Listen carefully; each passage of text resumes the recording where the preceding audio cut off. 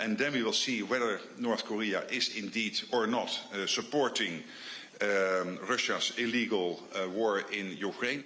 The head of NATO on Tuesday warned that the transfer of North Korean troops to fight for Russia in Ukraine would be what he called a significant escalation. If they would be sending troops to Ukraine, that would mark a significant escalation. That would really be important. Secretary General Mark Rutte was in Estonia for meetings with NATO members and said he didn't yet have confirmation Pyongyang had deployed soldiers to assist Moscow's fight. It's the latest warning that North Korea may soon step directly or indirectly into the conflict on the side of Russia.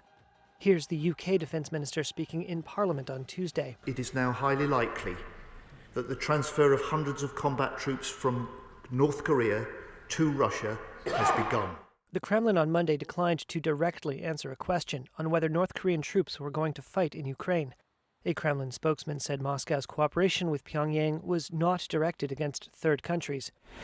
It's been more than 2 years since Russian forces stormed into Ukraine in what Moscow called a special military operation.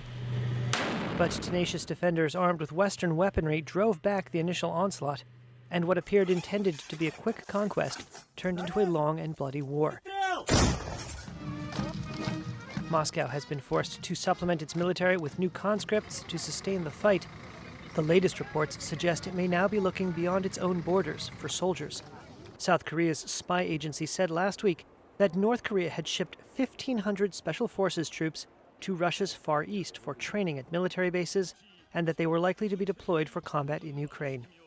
And Ukrainian President Volodymyr Zelensky has accused Pyongyang of preparing to send as many as 12,000 soldiers to Russia. In its failure to overthrow Ukraine's democratically elected government, Russia is seeking to expand the conflict. The U.S. Deputy Envoy to the United Nations told the Security Council on Monday it had seen reports that North Korean soldiers could soon join the fight. If true, this marks a dangerous and highly concerning development. The notion of North Korean soldiers fighting a Russian war on European soil prompted this response from the president of Finland. Well, I think we're just seeing how desperate Russia is. I mean, pose the question to anyone in the world, would you like to have North Korean soldiers fighting on your side?